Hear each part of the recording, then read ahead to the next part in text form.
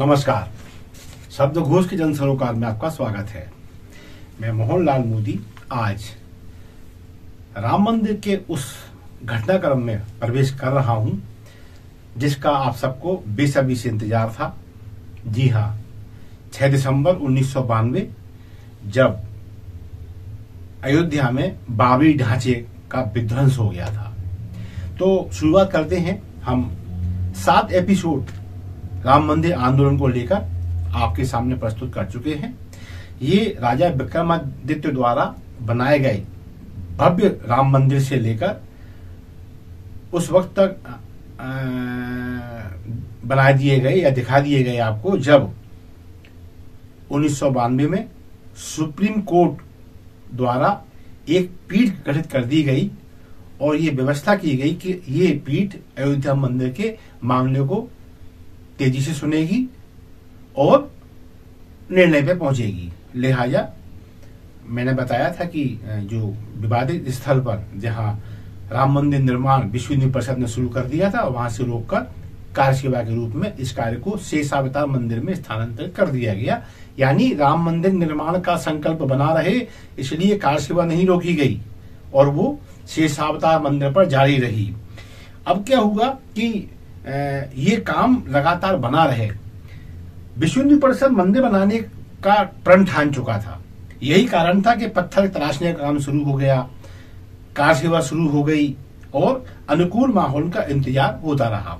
इसी बीच हुआ ये कि जो केंद्रीय मंत्री गृह मंत्री थे उनके दौरे हुए, संसद में बहस हुई, आरोप प्रत्यारोप का दौर जब शुरू हुआ तो फिर केंद्र के सहारे पर तत्कालीन राज्यपाल थे उत्तर प्रदेश के, इनका नाम था BS रेड्डी।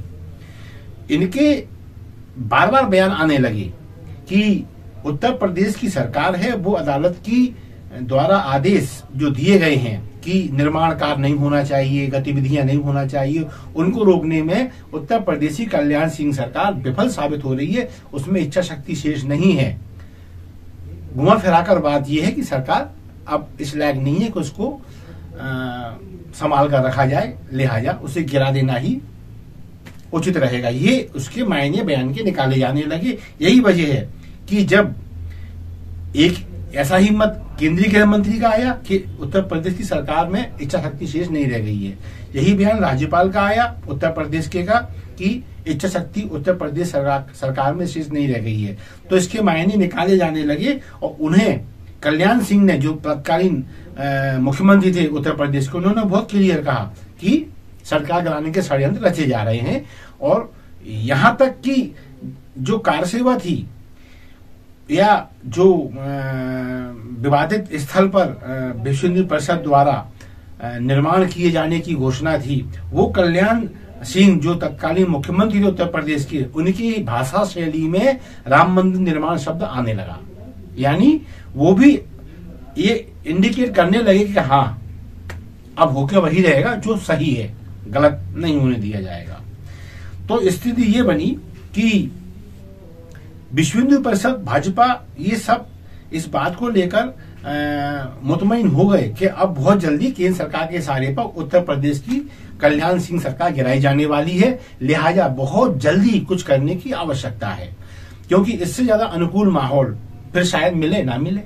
यही वजह रही कि भाजपा BSP के कान खड़े हुए और इन्होंने 30 अक्टूबर 1992 को, तारीख ध्यान रखें, 30 अक्टूबर 1992 को मस्जिद के बगल में, विवादित स्थल के बगल में मंदिर निर्माण की घोषणा कर दी।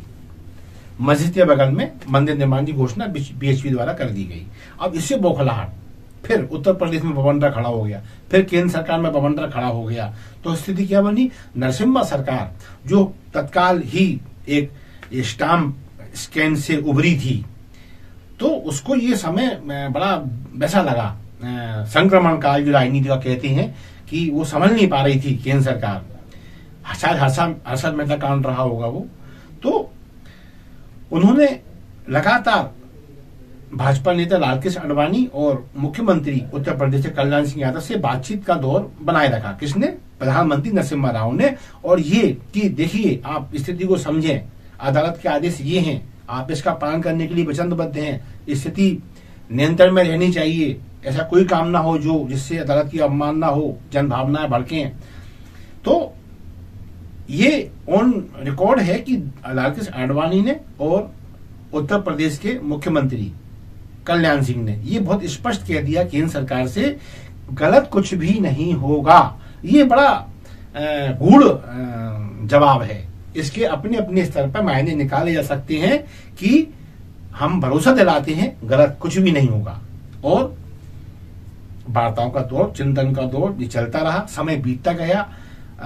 और जब समय बीता तो फिर जो 30 अक्टूबर को मस्जिद के बगल में मंदिर निर्माण की तारीख घोषित हुई थी बीएचपी की ओर से, उसकी जगह 2 महीने और आधे खिसक के लगभग 30 अक्टूबर था तो नवंबर बीच में मान लें, नवंबर के बाद 6 दिसंबर को वहां पूजा की अनुमति मिल गई बीएचपी को कि आप वहां पूजा कर सकते हैं।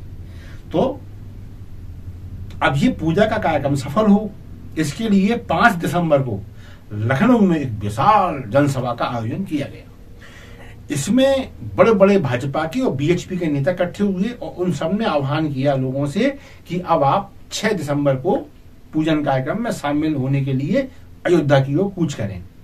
हुआ ये इसमें इस रैली का प्रभाव, इस सभा का प्रभाव इतना हुआ कि भारत भर से स्वयंसेवक जो 6 दिसंबर तक वहां पहुंच सकते थे, जाहिर है आसपास के क्षेत्र के लोग पहुंच पाए, वो अयोध्या की ओर चल पड़े।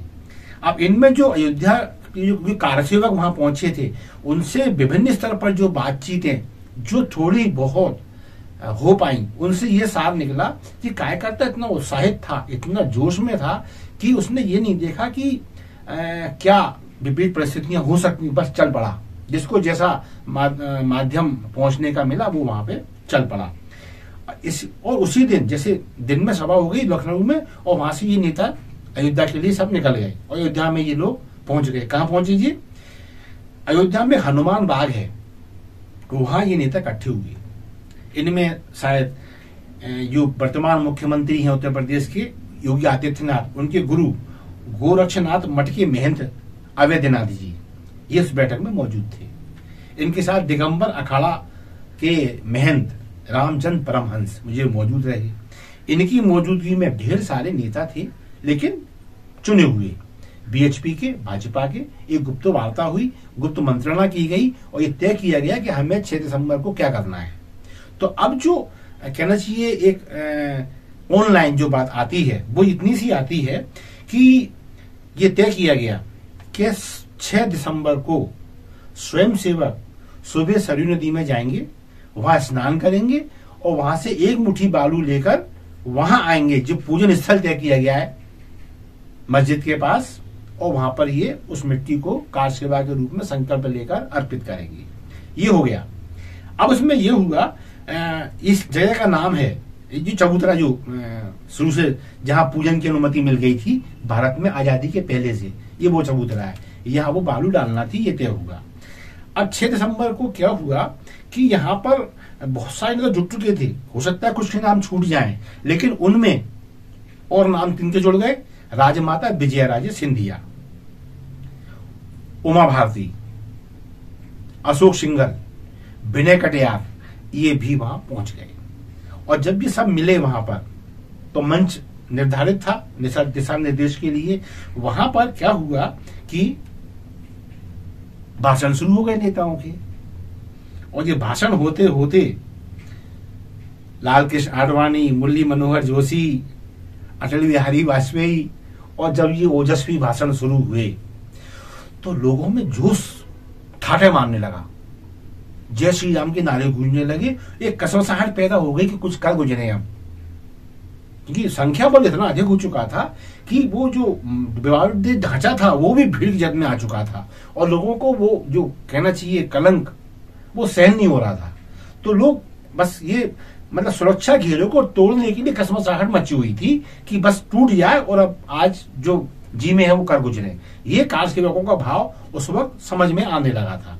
हुआ इसमें ये कि जय श्री राम के नारे के बीच बड़े कड़े सुरक्षा प्रबंध थे। सशस्त्र सेना, सशस्त्र सुरक्षा बल भी वहां पे लगा हुआ था, बलों के हाथ में हथियार थे।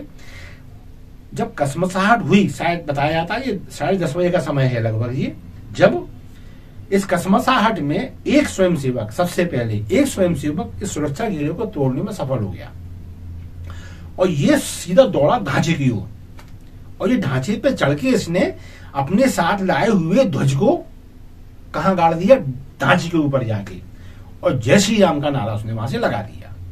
बस यहां पे एक बड़ा कहना चाहिए घटनाक्रम इसलिए घट गया कि जैसे ही उस लड़के ने, उस स्वयंसेवक ने जय श्री राम कहा, ध्वज फहराया, तो स्वयंसेवकों को ऐसा लगा जैसे ये सिग्नल है निर्णायकार सेवा का, ये जो जय श्री राम और भगवा ध्वज का स्थापित हो जाना ढांचे के ऊपर।